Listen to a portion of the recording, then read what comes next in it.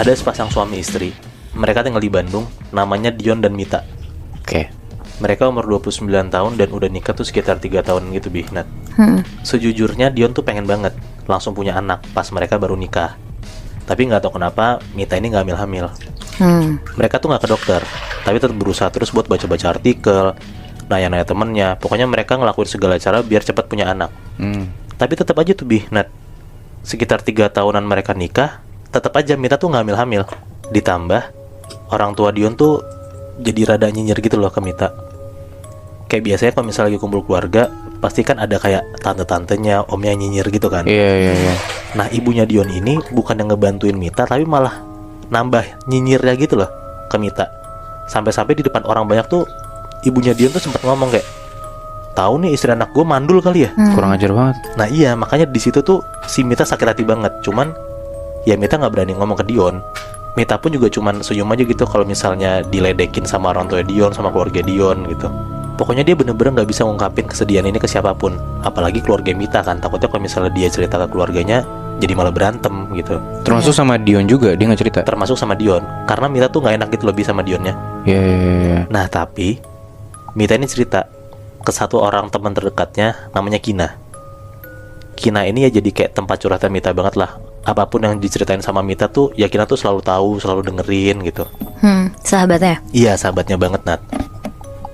Sampai akhirnya, karena Kina ini juga kasihan banget denger Mita ngebatin sendiri, dinyinyirin terus sama mertuanya. Akhirnya Kina ini ngasih saran ke Mita soal kandungannya ini. Kina ngajak lah Mita ke salah satu tempat gitu di ujung Bandung. Pokoknya tempatnya ini kayak udah rada di luar kota gitu lah. Awalnya Kina diem aja pas ditanya sama Mita mau kemana gitu. Pokoknya si Kina nih diem aja. Tapi akhirnya pas udah deket tempat ini, si Kina tuh akhirnya ngomong, gue mau ngajakin lo Mit ke dukun yang bisa bikin lo hamil. Kata teman-teman gue nih, dukun ini pinter banget, bisa bikin mereka hamil, kata Kina. Dengar kayak gitu ya si Mita kaget banget lah dan marah-marah tuh di mobil. Kayak Mita tuh takut banget dan gak mau kalau misalnya Mita tuh harus berurusan sama dukun gitu loh. Cuma si Kina nih nenangin Mita banget lah. Kina ngejelasin ke Mita kalau misalnya dia tuh udah kasihan banget sama Mita, dan Kina tuh bener-bener mau ngebantu Mita banget. Awalnya tuh Mita keceng banget, sampai pada akhirnya si Mita luluh dan maulah ngikutin saran Kina ini buat ke dukun. Singkat cerita akhirnya mereka sampai di rumah dukun ini. Rumahnya kecil, kayak pedesaan gitulah di kaki gunung, dan kalau misalnya mau ke rumah dukun ini harus kayak ngelewatin hutan gitu kanan kirinya. Ketemulah mereka sama dukun ini. Namanya Mbah Parjo, kita sebut aja. Mbah Parjo tuh nanya lah keluhannya apa, kenapa kesini gitu. Si Mita tuh cerita dia udah nikah 3 tahun tapi masih belum punya anak, dan dia tuh udah dikasih pressure gitulah sama keluarga suaminya kalau misalnya harus punya anak dalam waktu dekat. Pas diraba-raba perutnya sama si Mbah Parjo ini, si Mbah Parjo tuh bilang katanya ada penyakit di perutnya Mita yang bikin sperma Dion pun juga nggak bisa bekerja gitu loh. Pokoknya kasarannya tuh salahnya tuh di Mita lah. Soalnya dia juga gak pernah ke dokter ya, Moy? Iya, benar. Akhirnya si Mbak Parjo ini ngasih kayak minuman gitu, dan kayak ada jimat gitu loh yang harus Mita pakai kalau misalnya Mita mau berhubungan intim sama Dion. Katanya kalau misalnya Mita minum dan pakai jimat ini, beberapa bulan setelah itu pasti bakalan ada reaksi gitu di perutnya Mita. Udahlah, si Mita tuh rada seneng. Akhirnya kayak dapet jalan keluar, dan akhirnya mereka berdua pulang lagi ke Bandung, ke rumahnya. Singkat cerita, udah 2 bulan ini, setiap Mita dan Dion berhubungan intim, Mita tuh bener-bener pakai jimatnya ini di tangannya, kayak digelangin gitulah bentuknya. Abis beres berhubungan, si Mita tuh langsung minum, akhirnya dikasih sama Mbah Parjo. Terus Mita tuh juga udah telat mens 2 minggu.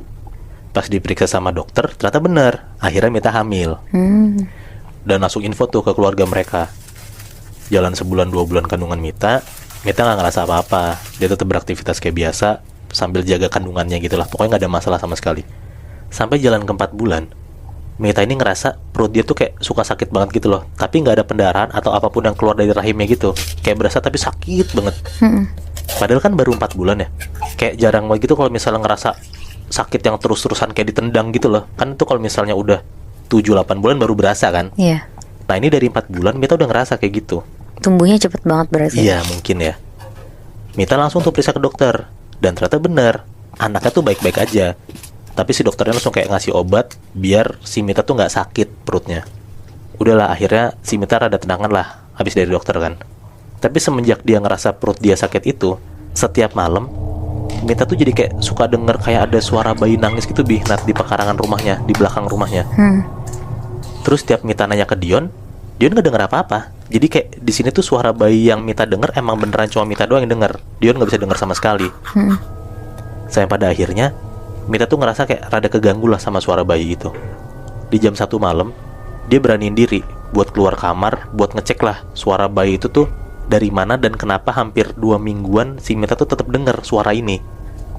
Dia keluar kamar dan dia jalan tuh ke belakang rumahnya. Pas di ruang tengah, Mita tuh denger kayak ada suara cewek nyanyi gitu loh. Nyanyi tuh sambil kayak gitu, kayak sambil nidurin bayi gitu loh. Di situ tuh Mita merinding banget dengernya. Tapi ya dia tetap beraniin diri buat ngecek ke belakang rumah tuh suara bayi apa gitu kan. Pas dia buka pintu belakang, Mita tuh lihat di pekarangan rumahnya, di pojokan gitu, deket-deket pohon gitu, tanaman. Mita tuh ngelihat ada cewek pakai baju putih lagi gendong anak bayi. Dan asal suara bayi nangis ini dan suara cewek lagi nidurin bayi itu asalnya dari cewek yang Mita lihat. Pas Mita buka pintu belakang dan lihat ke arah cewek itu tuh langsung nengok ke arah Mita dan mata cewek itu langsung berubah jadi merah. Di situ tuh Mita bener-bener kaget banget. Dia langsung lari, teriak-teriak dan balik ke kamarnya. Dion yang kaget lah pas lagi tidur denger istri teriak-teriak kayak gitu kan. Ditanya sama Dion, kenapa? Kok kamu teriak-teriak, ada apa gitu. Dia ngeliat apa di pekarangan rumah belakangnya. Pas dicek sama Dion, ya nggak ada apa-apa sama sekali Bi, Nat. Dion bilang kayak, ya mungkin Mita kecapean doang, salah lihat gitu. Sampai pada akhirnya Mita disuruh tidur lagi tuh sama Dion. Jalan kandungan Mita yang ke-8 bulanan, Mita tuh makin sering ngerasa kayak perut dia tuh makin sakit. Dan kalau misalnya diperiksa ke dokter tuh bilang masih gak kenapa-napa. Dan secara bersamaan dia tuh masih tetap denger kalau misalnya ada suara cewek nidurin anaknya dan bayi nangis di pekarangan rumah belakangnya. Setiap hari tuh Moy? Setiap hari. Tapi semenjak waktu yang 4 bulan dia hamil dan denger suara itu, dia tuh jadi bener-bener gak berani ke belakang rumah pas malam karena dia takut kan. Dia bener-bener parno dan dia coba nyuekin suara itulah. Untungnya kan suara itu cuma nongol tiap malam. Dan tiap malam kan ada Dion kan. Jadi kayak si Mita tuh jadi rada nggak takut lah pelan-pelan. Tapi ada di satu malam si Dionnya lembur dan katanya mau nggak mau harus nginep di kantor. Jadi dia nggak bisa pulang nemenin Mita. Tapi Dion pesan ke Mita kalau misalnya perut Mita sakit dan ada apa-apa langsung kabarin Dion. Mita ngeyain tuh karena ya dia bisa apa kan, masa dia ngelarang suaminya kerja. Udahlah di hari itu Mita sendirian di rumah. Dan ini tuh udah sekitar jam 11-an malam. Si Mita tuh bener-bener gak keluar kamar sama sekali ya, karena tadi gue bilang dia kan takut. Dan ini baru pertama kali lagi kan dia di rumah sendirian. Jadi di kamar tuh dia sendirian nonton TV, ngemil-ngemil, sesekali ke kamar mandi, abis itu ya balik lagi ke kasur buat nonton. Tapi pas lagi asik nonton, dia tuh denger di kamar mandinya tuh kayak ada suara shower hidup, mati, berkali-kali gitulah. Mita tuh dengernya merinding banget. Dia ketakutan, cuman ya dia gak bisa apa-apa karena sendirian di rumah kan. Dia daripada parno, dia kencengin tuh makinan tuh suara TV-nya biar gak kedengeran apa-apa. Tapi pas dia kencengin suara TV-nya, dia denger dari kamar mandi tuh ada kayak suara orang gedor-gedor pintu makin kenceng. Kayak dok gitu. Makin dia kencengin suara TV-nya, gedoran pintu tuh makin kenceng Bi. Mita langsung matiin TV-nya dan suara gedoran tuh langsung berhenti. Bener-bener berhenti. Tapi tiba-tiba muncul nih kayak suara orang lagi ngelangkah di dalam kamar mandi. Kan kamar mandi tuh basah. Kalau misalnya ada suara orang langkah kedengeran kan kayak dan Mita tuh dengar suara itu. Karena Mita ketakutan banget, akhirnya Mita masuk selimut sambil nelpon Dion. Tapi Dion gak ngangkat sama sekali karena lagi sibuk kayaknya. Dia takut banget. Dia ngumpet lah tuh di dalam selimut sambil istighfar. Tapi pas dia lagi masuk ke dalam selimut, tiba-tiba dia tuh berasa kayak ada sesuatu yang jalan di atas badannya dia Bi. Kayaknya tuh dia ngerasa kayak ada bayi merangkak gitu loh di atas badannya. Kalau misalnya ada bayi ngerangkak di badan kita kan lo berasa gitu kan. Iya, kecil gitu ya. Iya. Abis itu bayi yang tadi jalan di perut dia, sekarang bayi itu duduk di sebelah Mita sambil megang perutnya Mita. Bayinya tuh kayak ngeraba-raba gitu ya? Iya, kayak ngeraba-raba perutnya Mita gitu loh Nat. Tapi ini masih di luar selimut Moy? Masih di luar selimut. Oke. Di situ tuh Mita ketakutan banget, tapi dia ngeberaniin diri buat ngebuka selimutnya Bi pelan-pelan. Karena dia tuh penasaran siapa yang megang-megang perut dia, yang ngelus-ngelus perut dia gitu loh. Pas Mita buka selimutnya, dia ngeliat bener-bener di sebelah badan dia ada bayi lagi duduk sambil megang perutnya dia. Tapi kepala bayi ini buntung. Bah, anjing. Jadi gak ada kepalanya? Gak ada kepalanya Nat. Dan pas dia nengok ke arah kiri, dia ngeliat ada cewek pakai baju putih lagi berdiri ngeliatin dia sambil ngomong, yang ada di perutmu itu anakku. Mita tuh langsung lari kenceng banget keluar kamar. Dia langsung lari sekuat tenaga, walaupun sakit nih perutnya. Dia langsung naik mobil dan berangkat ke kantor Dion. Pas sampai kantor Dion ini, si Mita nangis-nangis banget lah sambil ceritain dia bisa ngeliat apa di rumahnya. Dan karena Mita ngos-ngosan banget, dia ngerasa perut dia tuh makin sakit. Dan tiba-tiba ketuban Mita tuh pecah di situ. Mereka panik banget lah. Dan Dion itu langsung buru-buru ngebawa Mita ke rumah sakit. Pas sampai rumah sakit, ternyata bener kata dokternya kalau si Mita ini udah siap ngelahirin. Singkat cerita, akhirnya pagi subuh jam 5-an Mita melahirkan. Tapi sayangnya anaknya Mita ini meninggal. Dan pas anaknya ini keluar dari perut Mita, dokternya, susternya, Dion, dan Mita ngeliat sendiri anaknya ini pakai gelang jimat yang selama ini Mita pakai setiap berhubungan intim sama Dion. Dan itu adalah gelang yang dikasih sama Mbah Parjo. Wow. Moy, berarti si Dion itu nggak tahu ya kalau Mita itu kedukun buat mempermudah kehamilannya dia. Iya, Dion tuh bener-bener nggak tahu, Nat, karena nggak dikasih tahu sama Mita kan. Karena Mita mikir kayak apapun dia lakuin biar Dion dan keluarga itu seneng kalau misalnya Mita tuh hamil. Akhirnya dia ngeyain kan ajakan Kina buat ke dukun. Kejadian ini terjadi di tahun 2005 di Tangerang. Ada satu keluarga yang tinggal di satu klaster perumahan. Keluarga ini tuh tinggal di sana kurang lebih 10 tahun. Dari yang klasternya masih kosong sampai udah keisi semua. Keluarga ini isinya suami, istri, dan satu anak. Kita sebut aja suaminya namanya Pak Indra, istrinya Budita, dan anaknya Reza. Pak Indra sama Budita kira-kira umurnya udah 50 tahunan dan Reza 20 tahun. Budita itu termasuk tetangga yang supel dan suka bergaul sama tetangga-tetangga satu klasternya. Karena ibu rumah tangga, jadi hidupnya tuh sehari-hari kebanyakan di rumah. Dia tuh juga suka bikin acara-acara buat tetangganya, kayak 17 Agustusan, tahun baruan, sampai arisan ibu-ibu juga dia yang selalu ngajak. Budita paling dekat sama tetangga sebelah rumahnya persis, namanya Bu Ulfa. Karena mereka sumuran dan anak mereka tuh juga gak beda jauh umurnya. Jadi suka nanya-nanya soal sekolah anaknya juga. Bu Ulfa ini termasuk yang paling berada di satu klaster itu. Rumahnya dia sendiri itu 2 kafling, sampai-sampai dia tuh juga punya 3 rumah di klaster itu. Dan kalau ada acara-acara klaster, dia selalu yang nyumbang paling banyak. Tapi Bu Ulfa ini tuh termasuk orang yang humble banget, Moebi. Gak pernah milih-milih dalam bergaul, semuanya dia rangkul sampai jadi deket banget. Sampai akhirnya Budita tuh bingung. Kayak udah semingguan dia tuh gak ketemu sama Bu Ulfa. Dia ngeliatin rumahnya dari depan juga kayak gak ada peradaban. Terus Budita tuh ngomong ke suaminya, Pak Indra. Dia bilang, kenapa ya Bu Ulfa udah seminggu ini kok gak kelihatan? Rumahnya juga kelihatan kosong. Terus Pak Indra jawab, ya paling keluar negeri sama keluarganya. Biasanya kan tiap tahun begitu. Ngedenger itu Budita baru keinget juga kalau Bu Ulfa tuh setiap tahun emang pasti keluar negeri sama keluarganya. Tapi yang bikin dia masih mikir tuh, kok tumben gak ngasih tahu? Karena biasanya tuh selalu ngomong dulu ke Budita. Tapi Budita akhirnya mikir, ya mungkin dia lupa aja kali ya buat ngasih tahu ke Budita. Ya biasanya ngabarin gitu ya. Benar, ngasih tahu doang. Nah akhirnya sekitar jam 9 malam, tiba-tiba ada yang ngetok-ngetok rumah Budita. Pas dibukain sama Buditanya sendiri, ternyata itu tuh Bu Ulfa. Langsung heboh kan tuh Budita. Terus langsung disuruh masuk juga. Tapi pas disuruh masuk, Bu Ulfanya tuh diem aja. Mukanya Bu Ulfa di sini juga nggak kayak biasa, pucet, rambutnya juga agak berantakan. Karena Budita ngeliat Bu Ulfa pucet banget, kayak orang sakit, Budita akhirnya bilang, Bu tunggu, aku bikinin teh panas ya. Ibu masuk sini aja duduk di ruang tamu. Akhirnya Budita cepet-cepet lah bikin teh panas. Dan pas dia balik ke pintunya, Bu Ulfa tuh udah gak ada. Terus malamnya akhirnya dia ceritalah ke Pak Indra. Dia bilang kalau tadi tuh Bu Ulfa mampir, tapi mukanya tuh pucet banget. Dan tiba-tiba Bu Ulfa tuh hilang pas lagi dibikinin teh sama Budita. Tapi rumah Bu Ulfa pun juga masih kosong. Ya Budita gak sempet ngecek rumahnya sih Moy. Soalnya udah malam juga waktu itu. Iya. Akhirnya sekitar jam 11 malam, Budita siap-siap tidur. Tapi pas baru mau tidur, Budita tuh denger kayak ada suara kenceng banget. Suara perempuan teriak-teriak terus nangis. Pak Indra pun denger suara itu. Akhirnya karena penasaran dan suaranya makin kenceng, Budita sama Pak Indra lari ke kamar anaknya. Tapi pas dibuka pintunya, Reza tuh udah tidur. Sumber suaranya tuh bukan dari rumah mereka Moibi, malah dari rumah sebelah, rumahnya Bu Ulfa. Akhirnya jam 11 lebih mereka mutusin tuh buat keluar rumah dan nyoba ngebel rumah Bu Ulfa. Soalnya suara yang mereka dengar udah bukan teriakan sama tangisan lagi, tapi suara minta tolong juga. Oh shit. Mereka ngebel lah ke rumah Bu Ulfa.